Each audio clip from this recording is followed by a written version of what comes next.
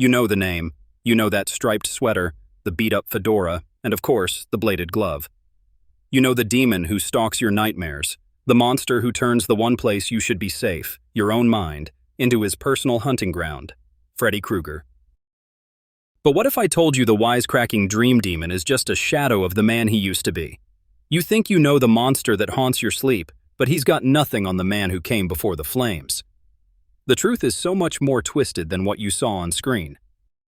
Today we're not talking about the dream demon. We're digging up the grave of the man, Fred Krueger.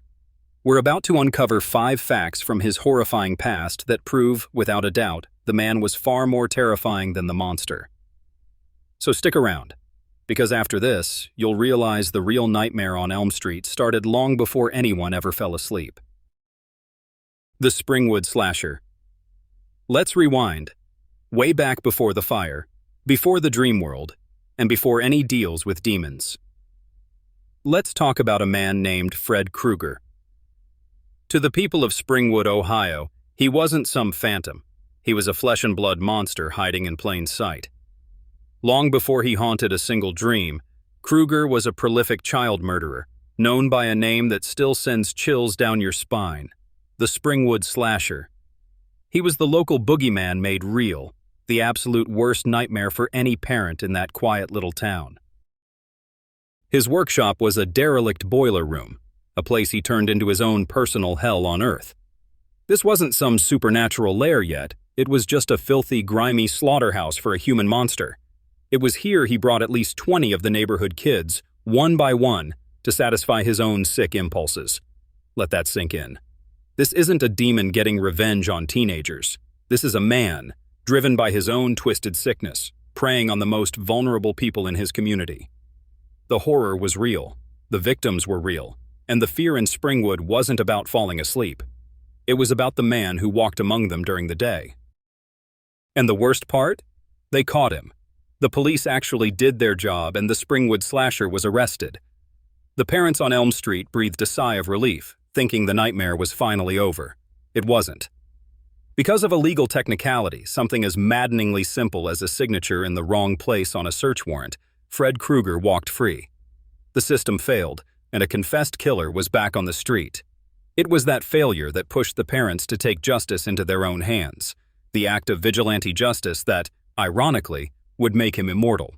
But never forget, before the mob and their gasoline cans, he was just a man the law couldn't hold. The unholy offspring. So, where does that kind of pure evil come from? Are monsters like Fred Krueger born, or are they made? In Freddy's case, the answer is a seriously unsettling both. His origin isn't just dark, it's the kind of story that feels like it was ripped from some forbidden text. Freddy Krueger was, as he'd later be known, the bastard son of 100 maniacs. And no, that's not a metaphor. His mother was a young nun named Amanda Krueger. Back in the 40s, while working at a hospital for the criminally insane, she was accidentally locked inside a wing with the most violent and depraved inmates. For days, she was trapped in there with them. For days, she was tormented and brutalized by the 100 men locked inside with her. When they finally found her, she was barely alive and pregnant. From that unimaginable horror, a child was conceived. Fred Krueger's very creation was an act of violence. He wasn't just born into a bad situation. He was literally created by it. He was the biological result of the collective rage and madness of 100 violent criminals. And that right there changes everything, doesn't it? It suggests the evil he carried wasn't just a choice, but something baked into his very DNA. He was the product of concentrated human evil, a child whose first moments were rooted in terror. Before he ever claimed a victim, his life was already a monument to the worst parts of humanity. The evil wasn't learned, it was his birthright. The art of the kill. Every artist has their tools. For a painter, a brush.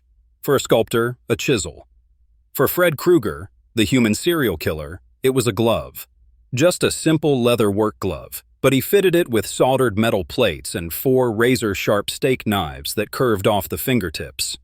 That iconic weapon, the symbol of the dream demon, wasn't a supernatural object. It wasn't forged in the fires of hell or granted to him by dream spirits. Fred Krueger built it himself, in that boiler room, with his own 2 hands. And that's what you really have to understand about the man. The glove wasn't just a weapon he picked up, it was a custom-made instrument of terror. It shows a level of planning and sadistic creativity that's just chilling. He didn't just grab a knife from a drawer. He designed and built a unique tool for one reason: to inflict the most fear and pain possible. It was a physical manifestation of his cruelty. He wanted his victims to see it, to know that their end was coming from something he personally crafted just for them. This glove represents how personal his evil was. The dream demon, Freddy, could kill with a thought or by twisting reality, but the man, Fred Krueger, had to get his hands dirty. He had to be there, in the room, with his victims. The glove is a symbol of his need for control, for that personal touch in his horrific work. It proves he wasn't just a killer, he was a craftsman of cruelty. The monster in your dreams may have inherited the weapon, but the man invented it. We are going deep into the darkness here, and trust me, it only gets worse. If you're finding this look into the true horror of Freddy Krueger as grimly fascinating as we do us a favor and slash that like button. It really helps the channel haunt more feeds.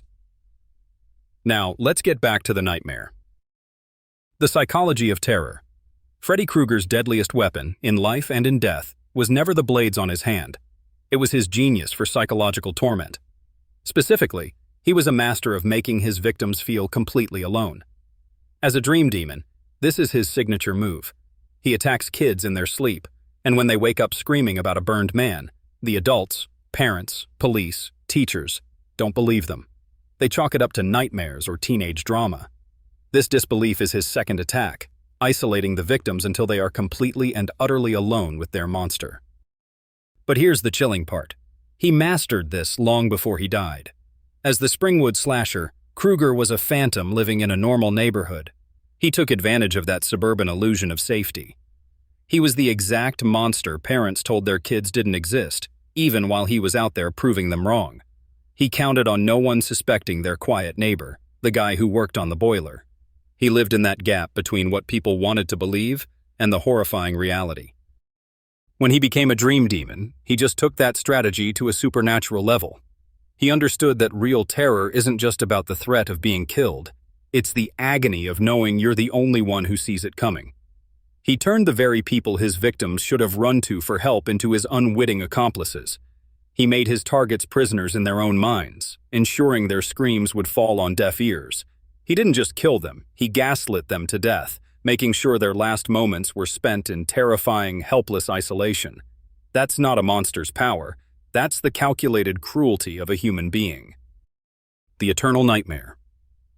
So, what happens when you take a man who was born from evil, who built his own tools of torture, who murdered children, and who mastered psychological warfare, and you set him on fire? You don't destroy him, you unleash him. The final and most terrifying fact about Fred Krueger is how he became immortal. He isn't just a ghost, he's a self-sustaining paradox, an eternal nightmare that literally feeds on the fear he creates. His power as a dream demon is tied directly to how much people fear him in the real world. When people remember him, tell his story, or whisper his name on the playground, they are literally feeding him. They're giving him strength in the dream world. He got his first big power-up from the guilt and trauma of the Elm Street parents who killed him. Their fear of his memory is what let him cross over in the first place. And from there, it's a perfect, horrifying loop. He kills, which creates fear. That fear makes him stronger, which lets him kill in even more messed up ways, which creates even more fear. He is a perpetual motion machine of horror, powered by human emotion. This means he can never really be gone, as long as one person is left who remembers and fears the man he was. The legend of the Springwood slasher is the anchor that keeps the dream demon tied to our world. The man's evil was so powerful that it became an idea, and you can't kill an idea, especially when it feeds on your terror. Conclusion. So that's the story. The monster is just the tip of the iceberg. The real horror is the man. A man born from an act of mass violence, who channeled that darkness into being a meticulous and sadistic child killer. A man who designed his own weapon for maximum terror, who knew that making his victims feel alone was as sharp as any blade, and whose evil was so strong that when they tried to burn it out of the world, they only set it free and made it eternal. The burned face and the razor glove are what we see on the posters, But the true nightmare is the human heart that was capable of such cold, calculated, and endless cruelty. The monster in the dream is terrifying, sure, but the man who created him? He was so much worse. What do you think is the most disturbing fact about the man, Fred Krueger? Let us know your thoughts down in the comments below. And if you want more deep dives into the terrifying truths behind your favorite horror icons, make sure to subscribe and ring that notification bell so you never miss a nightmare. Thanks for watching.